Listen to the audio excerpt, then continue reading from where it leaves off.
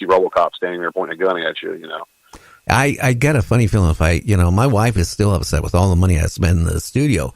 If I came home and said, hey, look what I just got for $3,000, you know what she would say? I'm going to my sister's. Even after 42 years being married, I think that would pop in her mouth.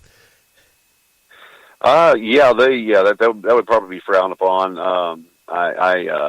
I know that I have an obsession with the Phantom Creep. I'm a big Bela Lugosi fan, and the Phantom Creeps was a serial that came out sometime I think in the 40s, and he was trying to build what he referred to as a race of atomic supermen, and so he built this big, ugly, 8-foot tall robot.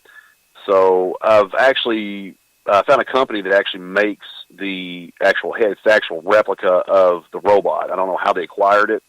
I don't know if they just, it was just something they decided a mold they decided to make, but it's extremely accurate. It looks exactly like the robot. So I'm actually in the process of actually building a robot, but the problem is that it's probably 8 feet tall, and I don't know if my ceilings would actually clear something quite that size. Well, you can always get a jigsaw out and cut out the ceiling in your office. I would probably actually have to build just a special edition just for that, just for an 8 foot tall robot. And that would definitely be something that would be interesting to tell a carpenter, hey, I just need you to build a small section off my office here that I want to accommodate an 8 foot tall killer robot. So just tell them you need a area jacked up on your ceiling, with a cutout and finished in, so you have a nice little squared area in, and do that. I mean, hey, it's only money, right? Yeah, I think with the actual robot that they had built, I want to say, I can't remember exactly the name of the website. I want to say it was Etsy or something that actually built one, and they sell it for I think it's $2,800 or something, and it actually is 8 foot tall. It's a huge, huge piece, and I've drooled over it, and I would love to have it, but yeah, I'm a working man. Unfortunately, I couldn't afford something quite that extravagant. But so I thought, I got the idea. I was I was looking at the mask that I have, and I'm thinking, I don't know what would stop me from actually trying to build one myself, and see if I could actually accomplish it. I've built a few props in the past. Nothing. This one I actually would like to try to eventually make it into a actual mobile robot, because my oldest son can actually still wear the mask. I can't fit my big head into it, but he can. So we're working on maybe possibly doing some sort of a Phantom Creep costume here eventually. So, but I thought if nothing else, I could even use it just as a prop. Just kind of hang around the office. So because Jason and Freddy and Michael Myers that I have here are kind of lonely sometimes. Yeah. Hey, does your wife ever get creeped out going into your special room? Not really. Normally she kind of avoids it, as far as that goes, because of, there's just a lot of stuff in here. And I think a lot of it's some of the stuff's breakable or one of a kind. So, she usually kind of avoids coming in here and touching anything just because it's, kind of like a mother hen over her chicks when it comes to my, stuff. I had to watch and make sure nothing falls or gets scratched or dinged, and, not that I would probably ever sell it, but, it's just, it's one of those things. I've always been, that facetious as a kid with that kind of stuff. I'd always, make sure that I had comic books that keep them pressed and, put in virgin backboards and sealed up in plastics. And, I would keep my action figures when I get done playing with them. I clean them off and put them up. And so, I was always one of those weird kids. And so naturally my stuff's always in great shape anyway. Most of the time, usually my sons will bring in their friends because they're like, my dad's got like a small museum, as he calls it. And, of course, the kids are like, I want to see it. And they walk in here and they're like completely mystified by all the different, things I've got from, like I said, ranging from Lost in Space and the robot monster down to, Tarman from the Return of the Living Dead and, a 6'4" Jason that actually moves and makes the Jason sound that you hear in the movies. I wouldn't want to be in your place after drinking I get drunk on a beer. I'm a cheap drunk. I'd hate to be at your place and had one or two beers and then be locked in that room for 20 minutes because I swear everything would attack me.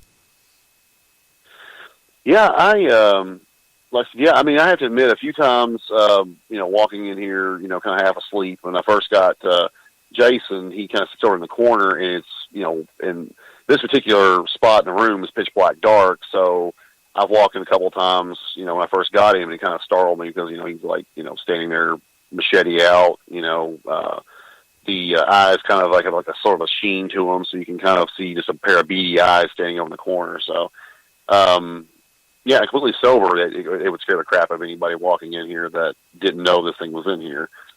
Yeah.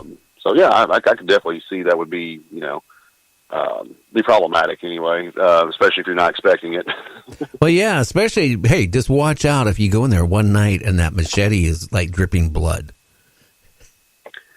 Well, I mean, decide where it's already on it. Yeah, I would probably have to be a little bit alarmed because, that I'm hoping that in the movie Toy Story where the toys come to life, I'm kind of hoping that that's not the case with him because that would be, far more, deadlier than a toy doll coming to life with a, cowboy hat. Oh yeah. Yeah, you're right. Now going on, I really, I don't know if you watch Comet Network, if you have it in your area. I kind of like, I don't know what's going on with them. For a long time they were showing B movies right and left, and now all of a sudden they're showing a lot of repeats of Stargate and a couple other more current shows, like the guy that played Hercules, with his little space Andromeda, and they haven't really been running much of the scary ones they used to. I don't know if it's their budget or whatever. You can only watch, Stargate so many times in a day before it starts getting boring. Yeah, I actually, a friend of mine that I work with was telling me about Comet. He was like, yeah, he said they show a lot of old B films and things. And I actually caught a few of like I think the giant Gila monster, and I caught, I think Robot Monster was on there one time, which is like, as horrible as the movie is, it's one of my favorite movies. Killers from Space, I watched on there one time. But yeah, it seems like they kind of went to the more of the Star Trek, Stargate type shows. And I never was a big fan of those kind of shows, but however, it's one of those things where I start watching it and then I get hooked on it, and I'll like try to like watch the entire like season. It's really strange. I don't know why I do that, but I did it as a kid. I mean, Star Trek would come on, I would be like, okay, I'll sit down, I'll get engrossed in it and start watching it. So now there actually is a station here locally. I don't know if it's nationwide, but it's called Me TV. Oh yeah, we have that here. I watched, what's that guy's show? It's on Saturday nights. He goes in and out of the coffin. Oh, Svengoolie, yeah. Yeah, Svengoolie, yeah. I'm a fan of his.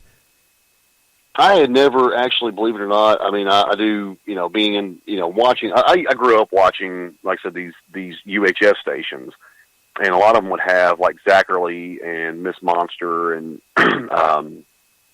Billy Caudill, or Chili Billy, as they called him, and they would have, these horror hosts, and a lot of these guys would get on there and, showcase, usually some, 60s or 70s movie or something, or sometimes they would throw something in from the 50s. And so, I had never actually watched Svengoolie up until recently. And, yeah, he's hilarious. And, then I started watching, and the same friend was like, hey, if you watch it on Saturday nights, they usually show, those movies that you like the old atomic age, B films. And so I've been kind of tuning in on Saturdays, and I watched, Mr. Sardonicus last weekend. And, I think the weekend before they had, I can't remember what it was now, but yeah, I was like, just completely like blown away. I was like, this is awesome. I mean, they have Wonder Woman, and the Incredible Hulk and the stuff that I grew up with. And, well, they've been showing, of course they have what's these that? B films. Yeah. What's that, cereal? It was made in the 30s. I'm trying, Buck Rogers or whatever it was. I'm trying to think the name of it. It was a cereal, you go in the theater, before the movie come on, they had this like cereal space thing, You know, and the guy flies in the spacesuit, and they have these rockets with, you know, kind of wobble when they fly, you know, and it looks like a Bic lighter pushing it. I'm trying to think of the name of that. Well, there was a couple there. There was Flash Gordon. Flash Gordon. That's what they've been showing. They've been last week and the week before. They've been showing a lot of Flash Gordon, and you know, I have to be honest with you. When I was a kid watching it, you know, on TV, especially on my dad's round little picture tube, you know, it was really kind of intriguing and scary. Now, when I watch it, I go, "Wow, how could I watch that even when I was a kid?"